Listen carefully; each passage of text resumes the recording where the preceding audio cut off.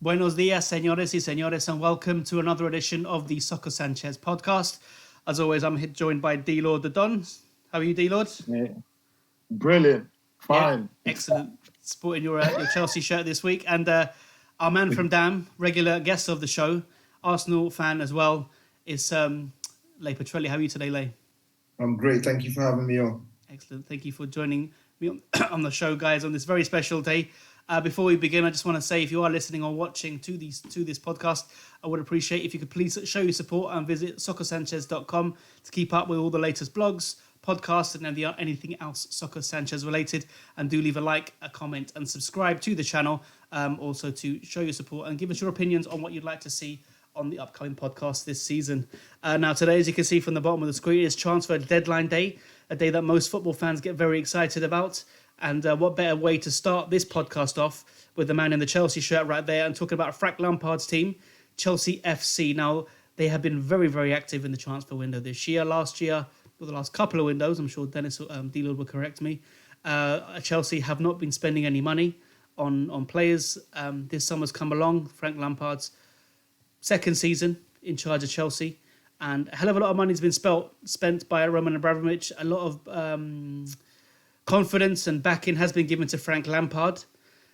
The highest transfer fee, the most expensive player you've bought this summer is Kai.N.E.T.I.K, approximately £80 million. You've also brought in the likes of Timo Werner and as well as England left-back Ben Chilwell, as well as others. I'll bring up the information on the screen in a minute. But D-Lord, tell me how you think the transfer window has gone for Chelsea this summer. Obviously, we know what the football calendar like is this year. But what have you made of Chelsea's transfers to the start of the season? I think it's been brilliant. I think for a long time now, we've made a few mistakes regarding transfer window, but it seems that this season the club have kind of restructured in the background and back to the manager and said, okay, cool, we're gonna try and do our business early, as we did with Hakim Ziyech, we did with Timo Werner, and then the Havertz one took a little bit, but we got it done. And who else came in? Malanga Sarr on a free, but he's going out on loan. Yeah, Thiago Silva on a free. And then Ben Chilwell. So it's been an amazing window. It's been an amazing window for Chelsea. And for the first time in a long time, I'm not really fussed about transfer deadline day. I'm just kicking back, looking at everybody else scrambling, trying to get deals done. Like, we are really proud that the club has actually done the good thing of getting these players in early, getting them... Edouard Mendy as well, the goalkeeper. Have to give him a shout as well. The club has sourced out all the problem areas that we have, and realized that we need to get this done early, and they've done that now, so we can just focus on this bedding in these players together and getting them a season under their belt and seeing how they grow together. But Hakim Ziyech is the guy that we've needed. Is the one quality we didn't really have in the team, with someone with such a great vision and an excellent part. There was a lot of times we failed to make that killer pass, which would always break down in the final third, and it cost us a lot of the times. So and now, bringing him in, if you go back and look at his record in terms of assists, or watch his gameplay, I'm sure Lay can testify to this, how brilliant. Even though he's quite slight framed, but football is all about your brains as well as ability. And to me, he is the most important player that we have. He hasn't actually played. I mean, he's played in the one game in the preseason against Brighton, even assisted there. The vision to even find Hudson-Odoi free to inadvertently lay it off for Timo Werner to score his his goal. You can see that has been lacking in the team. A pass with a purpose. We haven't had that, since we left Cesc Fabregas go. So the fact that he's come here at the age of 27, he's prime. He's got a lot of experience. He's played in the Champions League against big players, scored, assisted against big teams. A goal that came to mind is the one against Real Madrid where he just lashed it from like 34 yards. So not only can he break low block teams down in terms of finding the killer pass, he can dribble, he can create space, and he can shoot. Me being a left-footed player, I'm always a fan of people, with a left foot, and to get someone of that caliber to the club, it's exciting for me. To me, that's my most exciting signing. No, fair enough. No, he's a very, very good player, talented, creative midfielder as well. Lay, I know you've watched him a few times play at Ajax when he was there in Amsterdam. Do you think he can be a very important player for Chelsea? And can he be a star in the Premier League? Do you think he has the ability? Yeah, he's definitely got the ability. Can you hear me, Claire? Yeah. Yeah, he's definitely got the ability. I would say I'd rather he didn't go to Chelsea just because, I love Hakim. I would have preferred he went to Arsenal, but then at the same time, without being biased, my real concern for him is that he may end up like Ozil, but not as successful. Now, I mean that in the sense whereby he might get quick success with Chelsea, but in the terms of the type of player he is, he may not thrive in the Premier League like he should. Now, fortunately enough, he's got like the backing of, if not the manager, I would say at least the board in terms of the signings. Unlike Ozil, where he was dropped to Arsenal without a striker or specific players around him to help him thrive, I believe Ziyech already has that setup. And even if he doesn't, all credit to Chelsea, they would identify and maybe, remedy the problem quicker than most clubs, as you can see they've done in the transfer market. But I still think Ziyech may be the one to suffer in the longer term.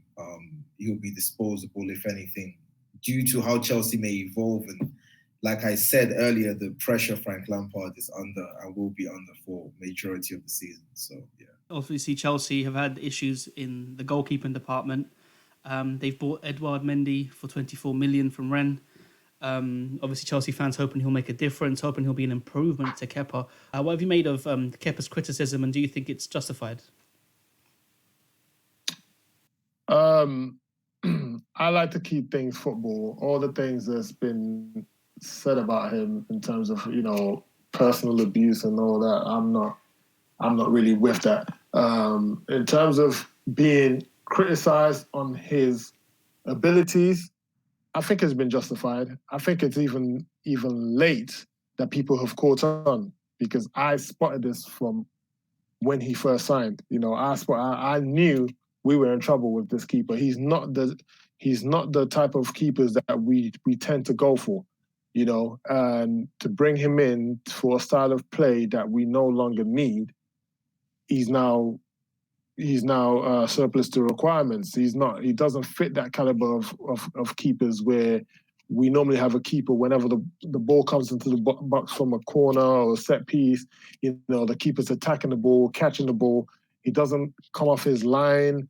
But for me, I've always said not every player might suit a league.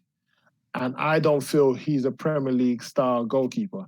I think he will do well in Spain, where they keep the ball on the ground a bit more. The players ain't as physical, because I think when he came to the Prem, he's seeing all these big ass defenders, especially like corner kicks. He's scared to come out because everybody's like 6'4", built, and he's just like, I'll just stay on my line. And you can see, if you look at his shot stopping, it's not really that great, because even when he gets a hand to the ball still ends up in the back of the net.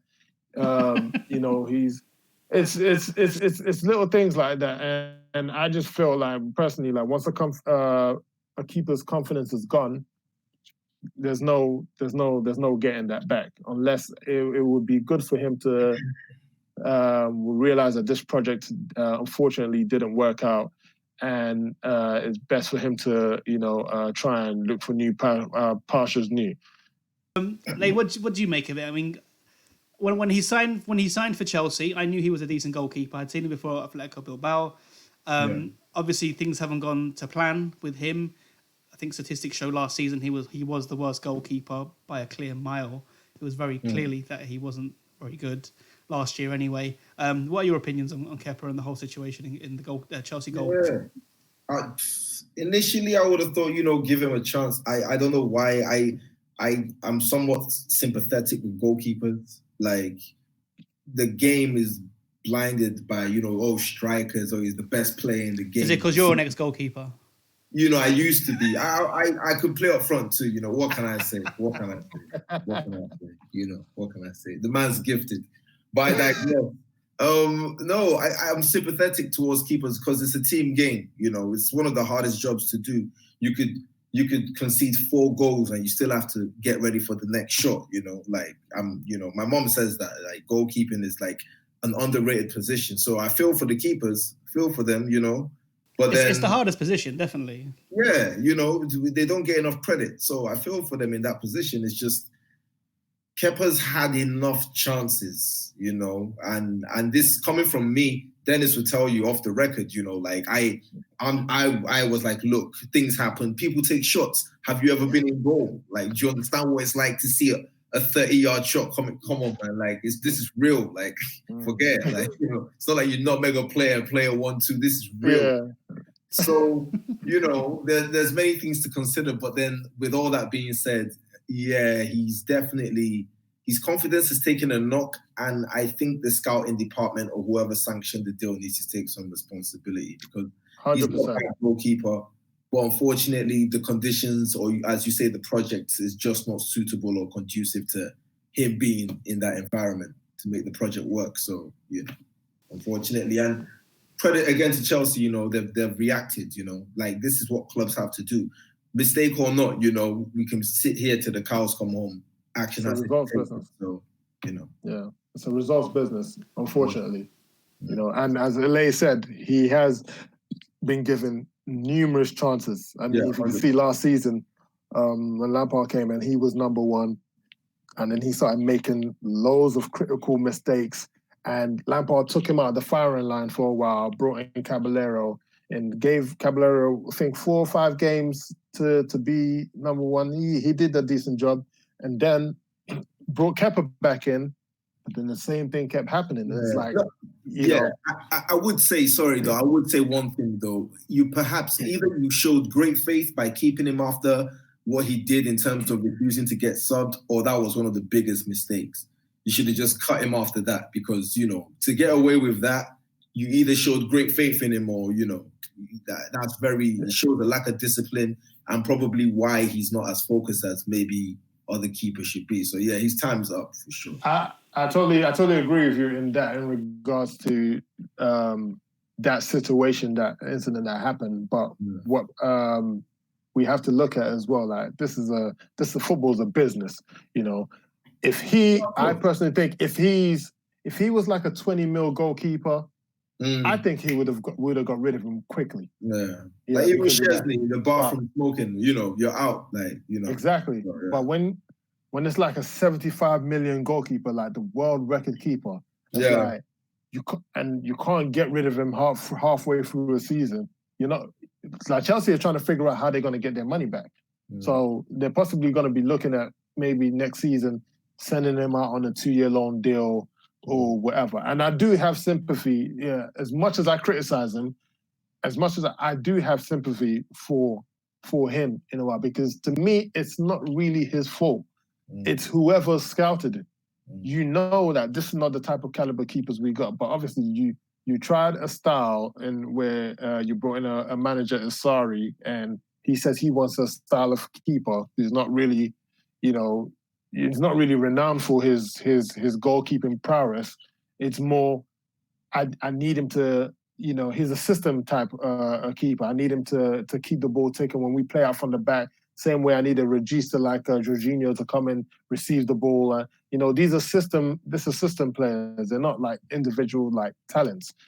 So I do feel for him, but At the same time, you can't keep costing the team. People might say, "Oh, it's the defense." The defense is whack. But Manchester United have had a very crap defense for a long time before they invested in the Wan-Bissakas and the Maguires and whatever.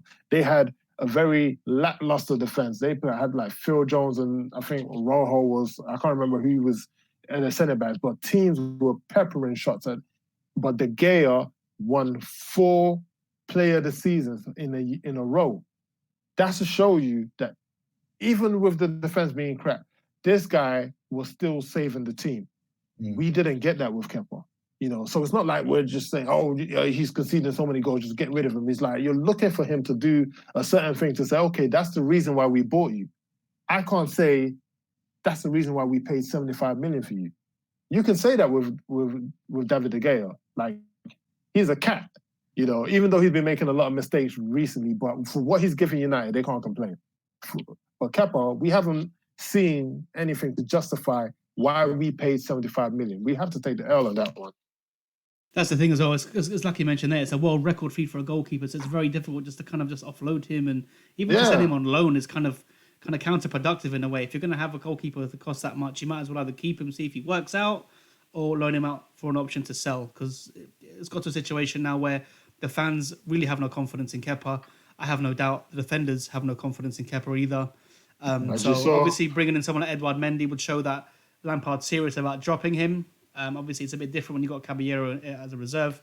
But I'm intrigued to see how this is going to play out for the rest of the season. Now you touched there on Manchester United and obviously their defensive troubles. Now it was announced today, this evening even, that Alex Telles, a left back from Porto, left back I believe, has now signed for Manchester United. He will be their permanent player going forward. So presumably will be taking Luke Shaw's place in that left back position. I know, Dennis, you've seen him a few times. What can Man United expect from Alex Telles? An amazing player. He's somebody that I was actually, before we were even linked with Ben Chilwell, is somebody I actually wanted for us to get, because he's very aggressive, in his play, and he's amazing going. He's defensively. I wouldn't say he's the best defender, but for what he gives you, you can kind of overlook that, because you're going to get amazing crosses down the left. You're going to get great overlapping runs. You're going to get somebody who scores an absolute ton of goals for a left back. I believe he's got 24 goals in his last 4 seasons. He's somebody that can take free kicks. He's somebody that can shoot from distance, and coming to a Manchester United side, and with the addition of potentially Cavani, that is somebody is going to benefit from the Alex Telles delivery. So Manchester United, if you haven't seen this player, he's a massive upgrade to what they have in terms of Luke Shaw and I think what's the other kid's name? Williams. I think Brandon Williams. Brandon Williams. That's it. A massive upgrade. So they've done great business there in bringing him in. Lay, as I mentioned there, as we're talking about there, Alex Telles, left back, another defender has come into Manchester United now. Over the last couple of seasons, they brought in the likes of Harry Maguire, also Wan-Bissaka, paid a lot of money for them. They've essentially spent over £100 million on a defence. Now, yesterday they crumbled 6-1 to Spurs at Old Trafford, and again against Crystal Palace they lost that game, and against Brighton they weren't looking good defensively either. What do you think the problem with this Manchester United defence is? I mean, as D-Lord alluded to, De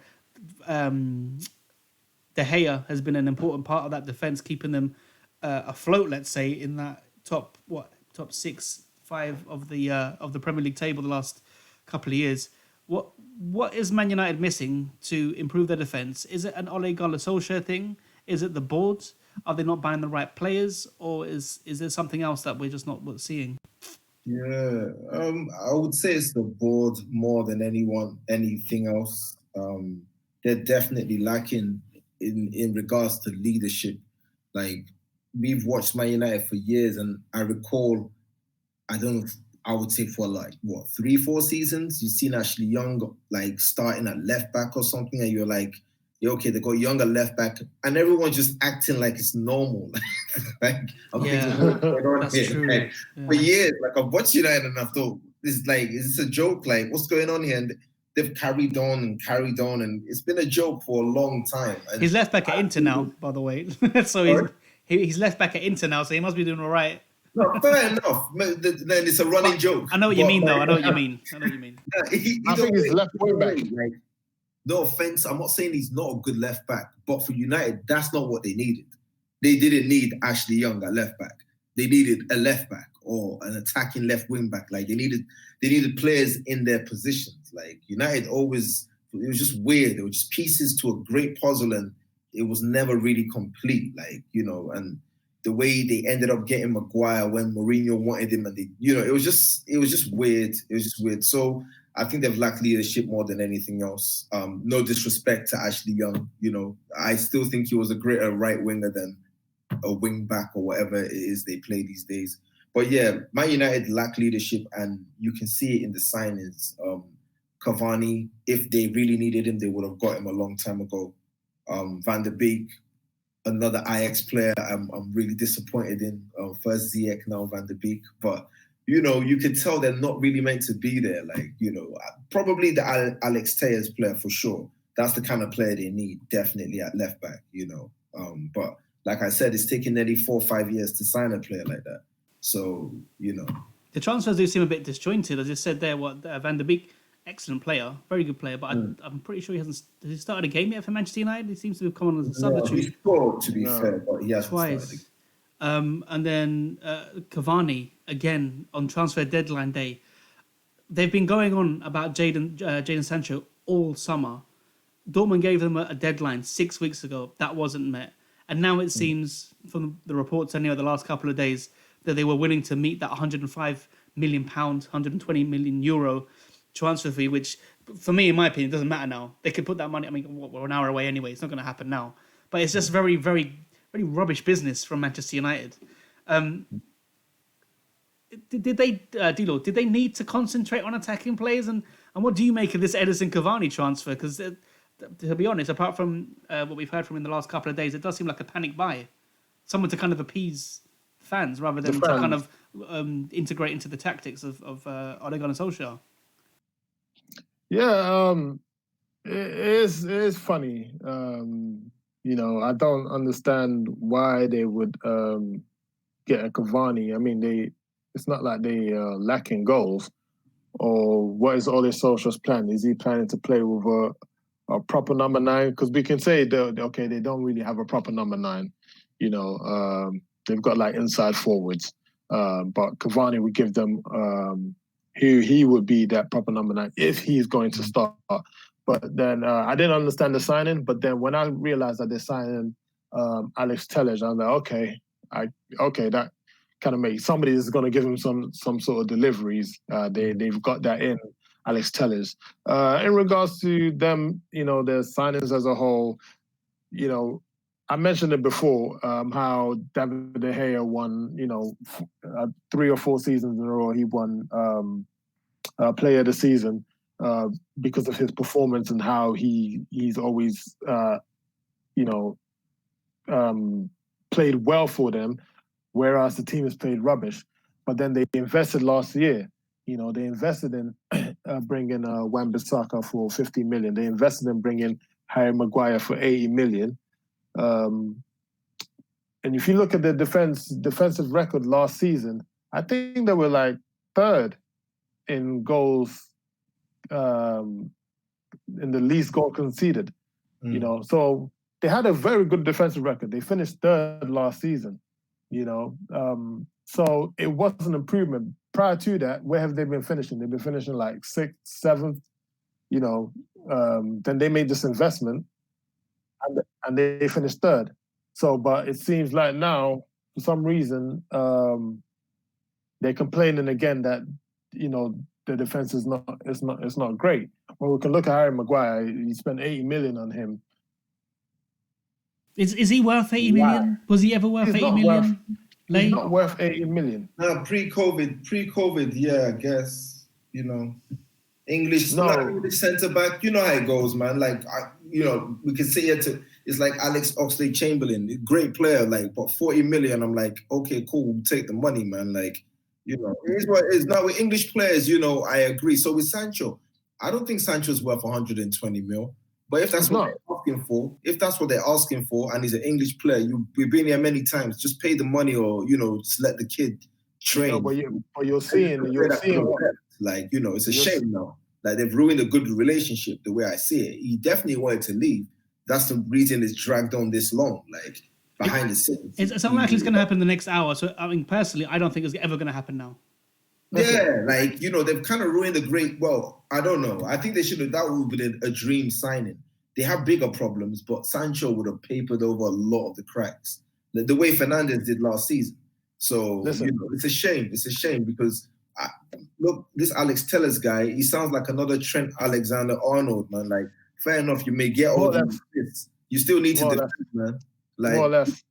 More or less. Yeah, you still need to defend, man. Like, if not, you might get caught. You might get caught out. Like, so, But anyway, I get caught out 6 times. That's what I was gonna say. In regards to the Sancho deal, like we were in for Sancho, right? We were in for Sancho earlier on. That was gonna be our main signing, but we realized then that he was gonna stay on for another year, which is why we moved on to Hakim Ziyech. And I was telling people, the reason why we didn't get him is because he's not leaving this transfer window. So we knew from there. So we had to move on quickly. Why Manchester United didn't move on?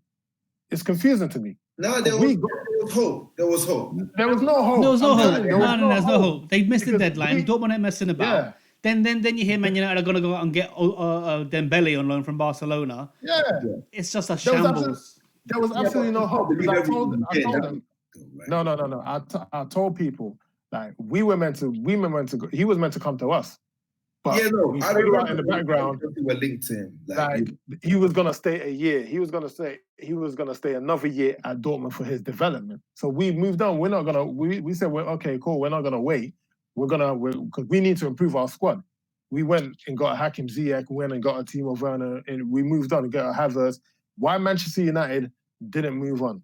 I don't understand. They should have known. Like, what is your plan B? Like, okay, you want to get Sancho. Like, you look at the team you're playing. You've got a Rashford that kind of plays off the left.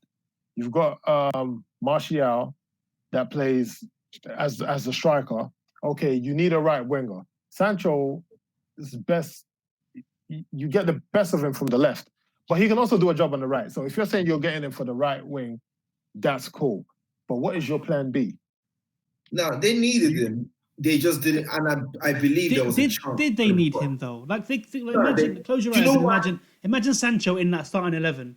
What difference is he really going to make to that team when behind him is just a shambles? No, honestly, now that obviously we agree on, but I'm telling you, man, like Rashford needs to sit down, man. Like he's terrible. Like, no offense. Yeah, like I've been watching him recently. That kid has lost the plot. Like, he does not contribute jack to that team. Like, it's painful to watch. So they need a Sancho. They need someone with that European pedigree and decisiveness. Like, Greenwood is more lethal than or more decisive than Rashford. You can tell Rashford, he's morphing into a Walcott. Like, if he's not careful. Like, do you know what I mean? With better movement. So he needs to be careful. And I think that's why they needed Sancho. I honestly think they had a chance because in as much as they've been haphazard in their preparations, this wouldn't have run for so long if there wasn't a chance. And Dortmund are a selling club, with all due respect. So if they dropped the money, I'm pretty sure they would have said yes. They've just really messed up the deal. Whether Dembele was true or not is off. And I'll be honest, I hope Cavani does well because I kind of like him. He's like an old school striker, but they've really messed up their transfer window. Well, this transfer window, and we'll see. Hopefully, they can do better. Like, I can go to a Real Madrid, or I'm that good. I can go to and earn double my wages. I know it's downhill, so I'm not going anyway. So they have stockpiled a lot of players who are earning a lot of money that they can't get rid of. They just about sold Chris Smalling today, just about. Who they should have kept, in my opinion. Who they should have kept? Who I feel is their best defender? Yeah. Chris Smalling is, to me, Yeah. my fans can disagree with me. I don't care. Chris Smalling, I always hated playing against Chris Smalling. Cool. Chris Smalling is their best defender, and they got rid of him to That's why pay for an Roma- 80 million player who now they're looking at like he's a fridge. He can't turn. He gets turned so, bro, like he is crap. And you paid 80 million and gave him the armband. That's what's wrong with Manchester Yeah, the United. armband. Oh my God. You gave him. That's the biggest joke. Gave him the armband because they paid 80 mil for him. Because it's like they wanted to justify, why we paid 80 mil for this defender. Why we pay 80 mil for this defender, but he's not wearing the captain band. Okay, here's the armband. He doesn't talk. He just points like he just does this. No, he's That's not what he a bad does. defender though. Oh, he's trash, bro. No, he's not trash. He's not trash. Bro, And he's a criminal in Cyprus. Anyway, go on. He's a criminal. He's good in the air. He's good in the air. I give him that. He's good in the air. But that's it. He's just physical.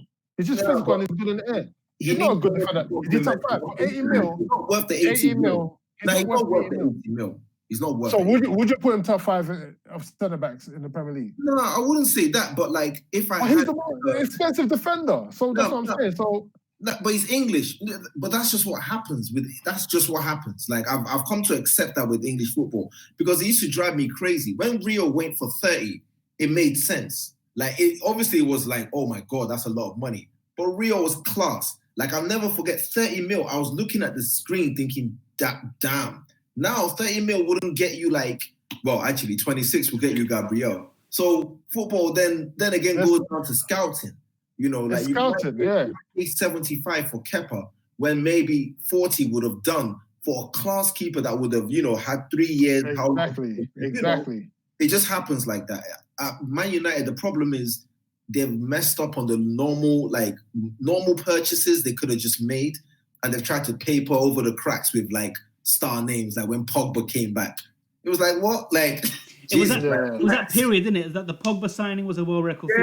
And soon after it was the Neymar transfer, and soon after was Mbappe, and that whole kind of that period kind of messed up the whole period went cost mad. And wages just went.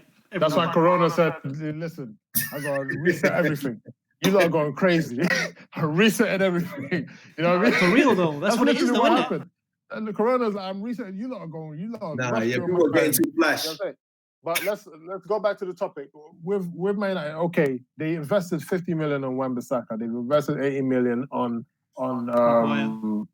Harry Maguire, and they got Lindelof, which I don't think a lot of Manchester United rate. Bailly is possibly one of their best defenders, but he's always injured. So it's like now, but there's questions on Maguire now. So it's like, what do you do now? Do you then go? Which is why I didn't understand why you will go for Jadon Sancho, because if you're complaining about your defense, why now go and spend 120 million on one player? You need to fix other areas before there's nothing wrong with your attack. United scored goals last season. Yeah, there's nothing wrong with the attack. Rashford goes goal. Martial scores goals. The emergence of Greenwood who's a goal scorer, and now they've got what's his name in the midfield? Fernandes. Bruno Fernandes. He scores goals. So the attack is cool. They can get goals. You know what I'm saying? Fix the problems that you have. Why are you going to spend 120 million on one player that's going to get you, 10 goals, 10 assists? Okay, cool. You're getting, but if you're still shipping in goals, then is that you've just spent 100. What's the point? So that's another thing. Like because if you look at it, ever since they lost Fergie, they've been chasing that quick success. They wanted to keep that success. They weren't interested in kind of like building. But they got a David Moyes, because Fergie handpicked David Moyes as like, yo, build with this guy. And they panicked halfway and said, no, we can't build with this guy. Let's get, a Louis van Gaal straight away, snaked David Moyes, brought in a Louis van Gaal, came in, he was implementing his style. It was taking a while, but you could see he was implementing something. And then they backed in. They brought, Di Maria, all these Depay, all these players, which unfortunately didn't work out. And then they were like, okay, this is not working. Let's get rid of him and bring in a Mourinho. He's guaranteed trophies. And then a Mourinho comes in, and then there's problems. They won the trophy. Okay, now they're panicking. Yeah, they won the Europa League. And I think they Carling Cup. Or what? Carabao Cup? Carling Cup, Europa League and Champions League. They won like 1 or 2 trophies with Van Gaal. Yeah. They won FA Cup. They won the FA Cup with Van Gaal. But they've been chasing the league instead of like planning on building the team. So now they panicked again halfway with Jose Mourinho and got rid of him. And now they're thinking, okay, gosh, let's bring someone who knows the club. And then you bring someone that was a substitute for his whole career as a manager of Manchester United. No, I'm not gonna allow that. He was one of the greatest strikers of his generation, man. One of the greatest impact subs of his generation. Yeah. I agreed. Yeah. Either way, come on, man. It's a team game. No. You know what I mean? I'm not gonna have that. I'm not gonna have that. Not this Ollie, man. Like Sylvian Ville told. You have to love players like that, man. That's why Tottenham have a problem. They don't have a player that will do that for Kane. Look. Anyways. Look at what we're saying. An impact sub for that was in Norway, manager Mold is the manager of supposedly the biggest club in the world. You don't see a problem with that. He's out. He's out of his depth. He's got no coaching. Like, he relegated Cardiff. People forget that in his stint in Prem. He's the manager. Anyways, but yes, but he's the manager of Manchester United.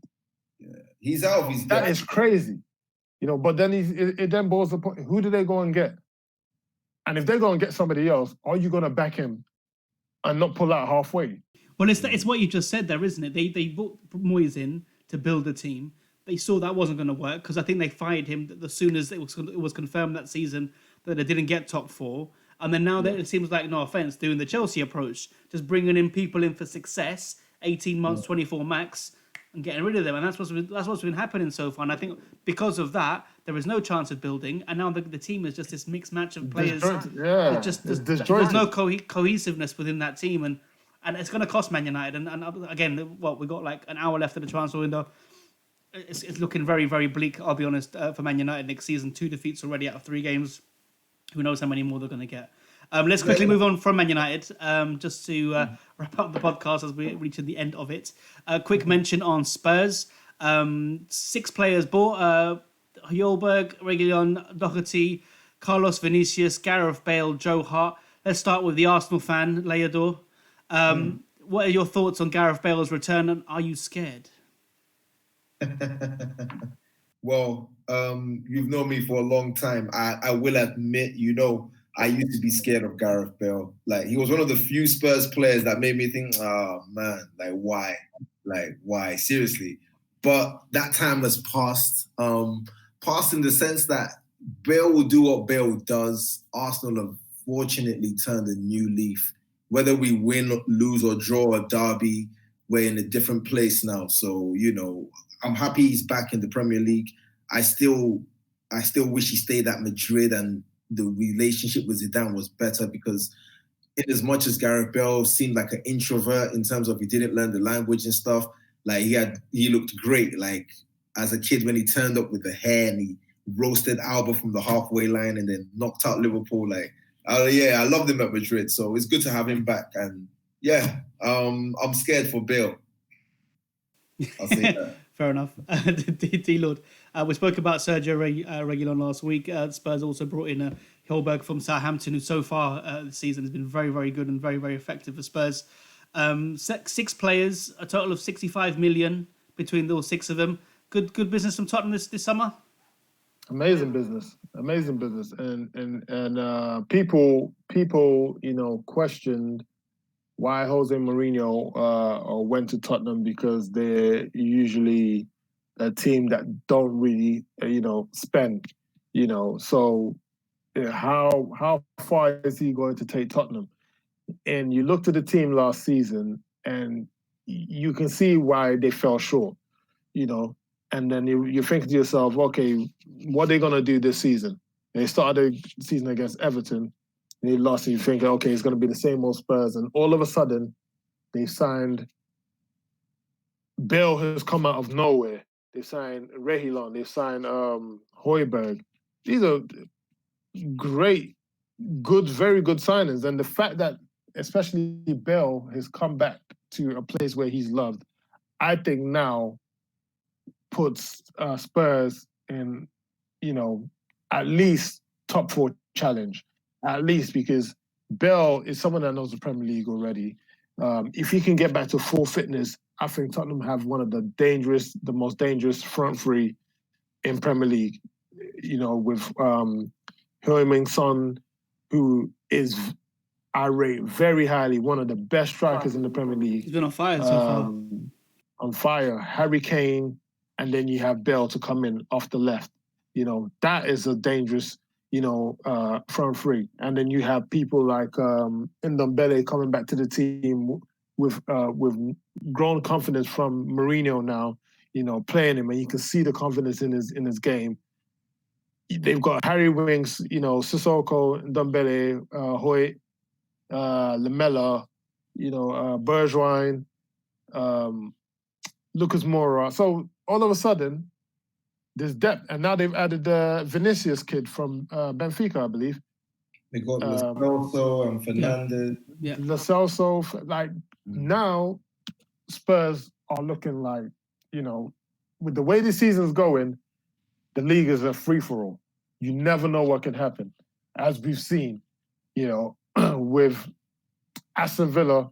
It's like everybody has improved their team, or their attacking force, and Spurs now are looking very. If they can get a Gareth Bale fit, if they can get him fit and firing, Spurs are going to cause problems. Yeah, it does look like a good bit of business. 6 players, 65 million. Bale being one of them, arguably one of the best right backs in the league last season in Mac Doherty. Sergio Reguilon was fantastic. Forgot about him as well. With Sevilla. So yeah, I mean, I as a Spurs fan, I think this is the best transfer window we've had since Van der Vaart came in. I know we had that season when we bought 7 players when Bale was sold, but of those 7 players, Lamela's the only one that really, and Eriksen as well, came out on top on that one. But from one North London team to another, we go over to Arsenal and Lay. Your opinions, please, on Arsenal's transfer window this year. You brought in Willian, bought £250,000 a week from Chelsea. It was a free transfer, wasn't it? I heard it was $100,000 a week. Lies. That's what I heard. Hey, that trust me. I mean, to be honest, you'll know more than me. So, but this is what's being reported.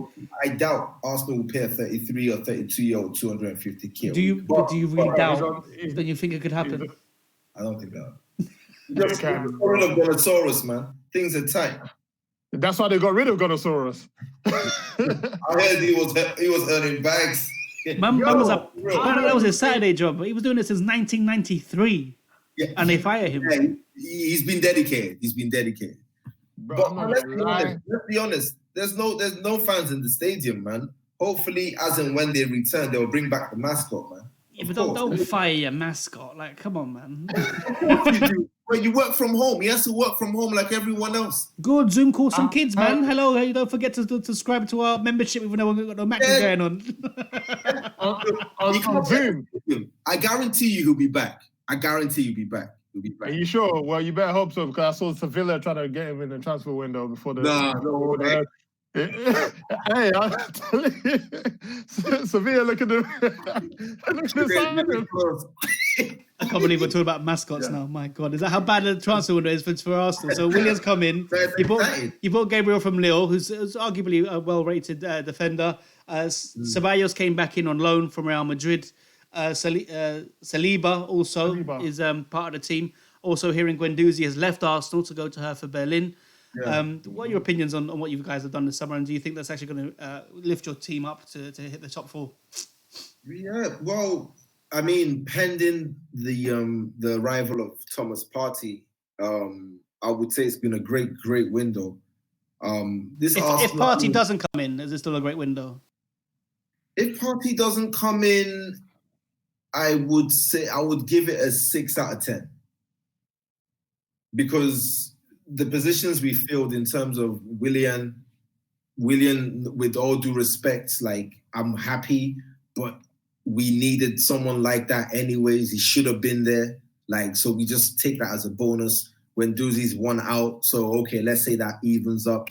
You know, Gabriel, I'm glad he's doing well, but I'm a realist in the sense that I don't really expect a player to just come from Lille and just solve the problems we have at the back, because the problems are big. Like, you know, saying you can see what happened with Maguire. They spent nearly 4 times the money and they've gone, and then you can arguably say they're worse. You can argue that they're worse. So I look at Gabriel and I'm happy, but, you know, I take it with a pinch of salt. You know, Ceballos, I'm glad, but he was here last season, so I'm happy he's here.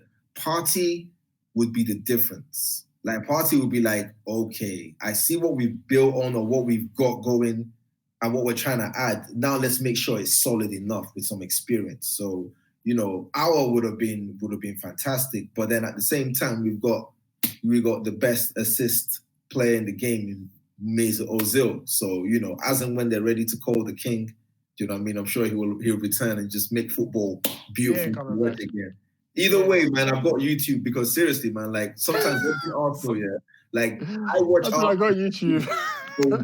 Like, I need to see someone that plays the game. Like, so, you know. What's that? Ooh. My dad signed as Cavani. Hey, do you know, I heard confirmed. I heard Mark Goldbridge say this, if I can say his name on the show, whatever, but he said Cavani's agent 3 months ago goes, he'd only signed for Man United for the money. Yep. And apparently, no way. Yep. Oh, yay. I could be mistaken, but I'm pretty sure Cavani was headed to China. And in the last couple of weeks, this materialized. I hope he does well because, seriously, man, like, wow, that's crazy. Hope he does well. I hope he flops. Nah, like, you know. Listen, I love Cavani. Don't get it twisted. I love Cavani. He's a sick striker. When going to Man United, I hope he flops, man. Yeah, but it's the thing with Ziyech. Yeah. Like, I want Ziyech to flop, but I don't. So, you know, I just hope he does well enough and gets sold. Like, you know, I can't. Nah, I want to see Cavani celebrate, man. You know, like the old. Yeah, you know, but not against any of us, but against you guys. Yeah. No against us, man. Quick word, Lay, because we're running out of time now. The news came out about an hour ago. Jack Wilshere's contract at West Ham has been terminated. He was someone who came through the Arsenal ranks, had a lot of potential. Everyone cites his performance against Barcelona in the Champions League. I obviously am a Spurs fan. I'm not particularly a fan of Jack Wilshere, but I saw him live in a friendly with England Brazil. He was fantastic in that game as well. What do you think is wrong with Jack Wilshere? Is it just an injury thing, or do you ever hear any problems in terms of his attitude? I'm glad you asked, and hopefully we can do a show during the international break so we can really cover this. But it's 2 things. One is the England problem. Anyone could smack it in the Premier League for like 3 weeks, 6 weeks, whatever, and they'll be on a plane for England for a friendly or a tournament. It never fails. I can name 30 players in a row, and they all got that chance. It could be Rashford, Greenwood, Foden. We'll be here till the cows come home. Oxlade. It's weird how they pick their players. So unfortunately, they picked Jack, and he was good enough for the hype. The pressure was just too much. So injuries would just make that worse. And I would also say, on the other hand, Arsene Wenger, he played under Wenger at a time where Wenger wasn't really that hands-on like he was with other youth, because there weren't those mature players to, you know, for Jack to look up to. So everything just happened too quick. Like I said, unfortunately, an English player with loads of potential, but a lack of guidance. And unfortunately, I think we get too much too soon. And we'll see the same with so many precious talents unless things change. And I think Sancho is testament to English players going abroad and learning a different culture and, you know, just maybe coming back and leading by example. But yeah, just too much too soon. He was linked to an Italian club. I can't remember who it was. I can't remember who it was now. I was going to say Torino, but I don't remember. prior to going to West Ham. And I think you're right there. I think maybe that might have been the best option for him. But again, it's down to attitude. It's down to whether he wanted to move abroad. And I don't know. It's a pity because he was a very good talent. But be intriguing to see what happens next in his career. One final thing then before we close out on the podcast. The winners of the 2020 summer transfer window, in my opinion, is Everton. Now, Everton have been very, very good with their business this summer.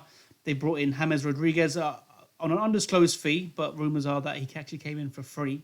His side, the side that he played for in Argentina, Banfield, was due a 10% cut of any future transfers. Because he left for free, they get 0. And they actually released a statement just to confirm that. They've also brought in Brazilian Allen from Napoli for 25 million. Doucouré came in from Watford for 22 million. And today, talented centre-back from Norwich, Ben Godfrey, £20 million. Now, Everton currently sit on the top. Are they top of the table still? Top of the table. Top of the table. 100% record in the league so far. Carlo Ancelotti calling up his contacts. D-Lords, what do you make of their dealings this summer? Amazing. Again. Amazing. and I said it before in terms of if you see what Everton are trying to do. I've seen the plans of them getting a whole new stadium. It seems that they're trying to, they've been a mid-table team for so long. They're now looking to go on to that next level and see if they can go ahead and challenge. So the plans to bring in the plans for a big stadium, a new stadium, state-of-the-art stadium, is in place. So what they've done now, they've got a world-class coach in Carlo Ancelotti, who did an amazing job last season with the team and instilled confidence in people like Calvert-Lewin. Well, we can also give a shout out to Duncan Ferguson for that, but he's in the backroom staff. He's rejuvenated a player like Calvert-Lewin, gave him the belief that he's a top striker. And then you got a Richarlison, who's a class player that they got from Watford, and then you add in Jaime Rodriguez, who people were writing off, and it's the kind of thing that happens in England. This gosh, I've forgotten the word to use. Narrow-mindedness. You feel like narrow-mindedness. You don't really look at the bigger picture. You're not really objective. You just see, he's sitting on the bench for Real Madrid. He's not good enough. Blah blah blah. Not knowing. Hang on. If you really watch this play, if you've seen him play, you would realize that this is an absolute steal for Everton. And I keep saying, can they hack in the Premier League and blah blah blah. And he's coming. It's like water off a duck's back. He's just coming. And Carlo, you can see how Carlo has built that team. He knows that he just wants Jaime Rodriguez to focus on his best attributes, which is assisting in scoring goals.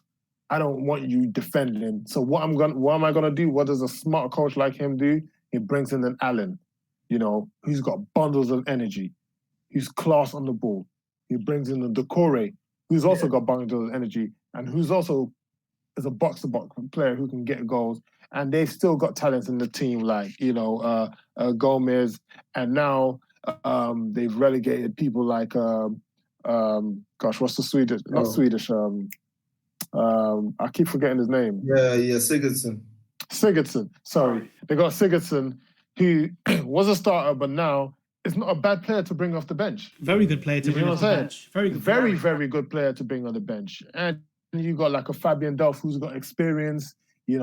So to me, they've done really good business. I still feel that they still need to add a couple players. One in terms of attack and also in defense. I feel they need another centre back, which they've gotten Ben Godfrey now. So we're yet to see how he does. But if he does well, that's another great business done by Carlo. And the most important position I feel they need to look at is a goalkeeper. I feel like if they really want to go to the next level, they can't go with Jordan Pickford.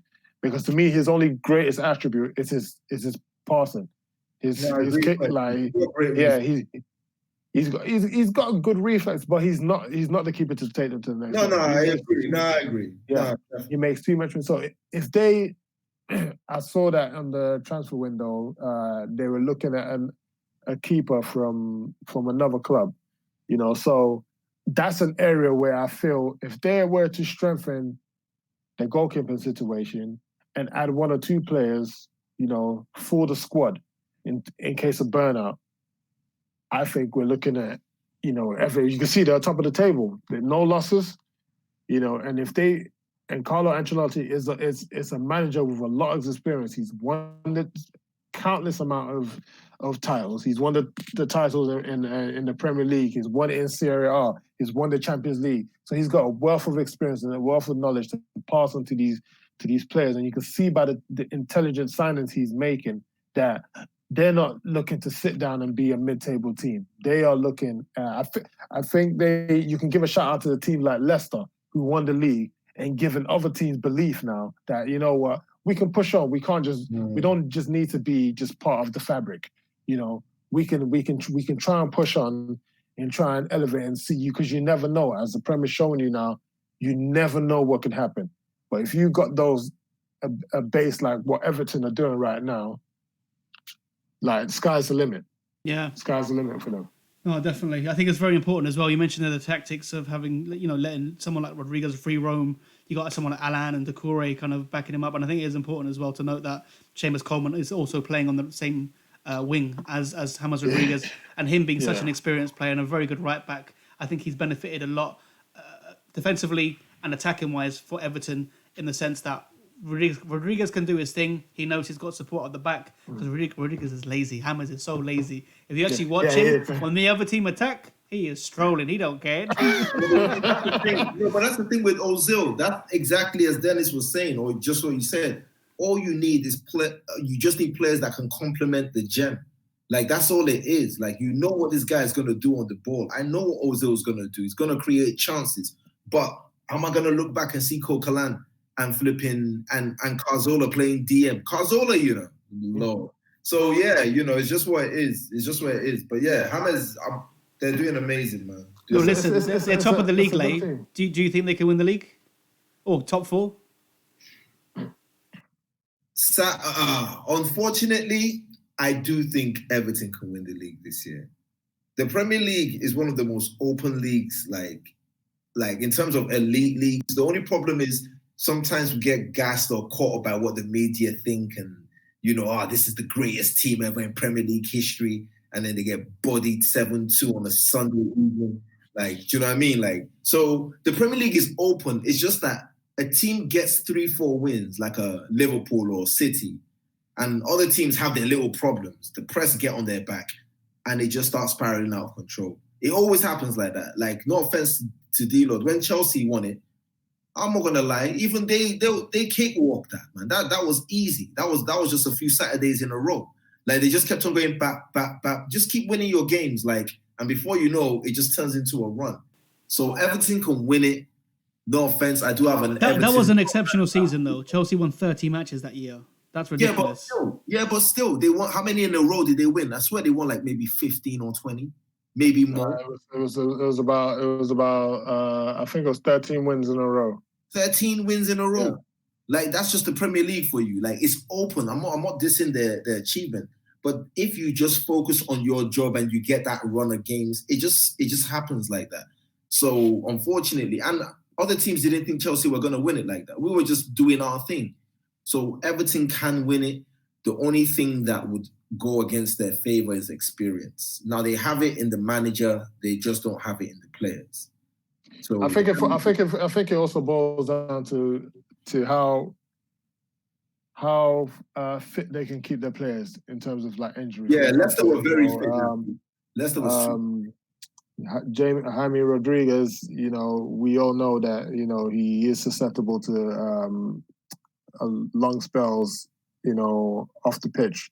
So if they can keep him fit and keep most of the team fit, I think they have a chance. But if they get to the busiest part of the season where you're playing, 3 games in a week, how they deal with that, how they deal with that, if they start getting key injuries here and there, it might be a problem. So I think the aim this season will be to try and break into the top 4. That's what I think they're going to try and do. And if they put in a good amount of a good run together, and they're in a good space within that top 4, I think they can definitely go for the title. And they're already, it's early days in the season, and they're top of the league.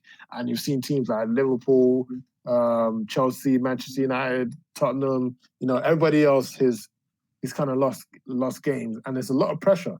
It's a lot of pressure this season because I've said this season, this is going to be one of the best Premier League seasons in history because it's like every team now has a great attack, bar 1 or 2 teams, Fulham and a few others. But every team, if you go through all the teams, there's somebody that's dangerous. No, they but do you think? I think if they keep fit, if they keep all their players fit, I think they can. I think there's a big chance. I think there's a good chance that they can win the Premier League. I think I agree, but I think they're missing, like you said, this season. I've seen Leicester win it. Like no disrespect to Leicester, I see them. They can win it, but like you said, with Pickford, they won't. Like he would just cost them in that game. That one supposed to, And then unfortunately, like you said, if James and these guys run out of a little bit of gas, no offense, Sigurdsson will be good, but they need that. Yeah, they need somebody to take. Lacking, 2 steps. The goalie, like you said, maybe Godfrey is good enough, but the goalie and that extra firepower, that guy that brings Rodriguez to life, like 2 of them, then But it'll be interesting to see what they do in the January, When is the transfer window? Is it January as normal? January, in 2 months. So it's not too far. No. I heard your boy went to Fulham today, man. Yeah, man. He needs games. Yeah. He should have gone on. Loftus-Cheek, yeah. I don't even. Yeah, he'll probably keep him close, man. He'll probably get injured in the airport, man. Nah. Yeah, man. Anyway, guys, listen, we're gonna wrap this up now. Thank you so much for joining me. It was been great talking to you about the transfers. I guess we can really say the season begins now. Squad updates complete. We're ready to go. Everton top. It's not the usual season. Aston Villa beat Liverpool 7-2. In case we didn't mention it. Spurs beat Man United 6-1. Spurs didn't beat them. Spurs smashed them 6-1. Yeah? Smashed them. Bang, bang. Hey, Everton need to take care of business locally, by the way. They need to start with that first and then hopefully... Yeah, the Merseyside derby. Yeah, then we can go. Everton. We can go. All Everton fans for the Merseyside derby, man. No, Everton fans regardless. That's in 2 weeks, isn't it? So yeah, that'll be interesting. We'll try and get our good friend Ollie onto the show. And well, we don't know if it's a preview or a review, but if it's a review, hope for his sake that Everton have beaten Liverpool. Anyway, guys, listen, thank you so much for joining me, and thank you as well for listening and tuning in to the SoccerSanchez podcast. Please leave a like, subscribe, and leave a comment on the video as well if you want to get involved. Yes. And visit the website on SoccerSanchez.com and show your support. As always, guys, thank you so much for joining me. It's been emotional. Take care, and let's hope for a really good Premier League season this year. Bye-bye. For a treat.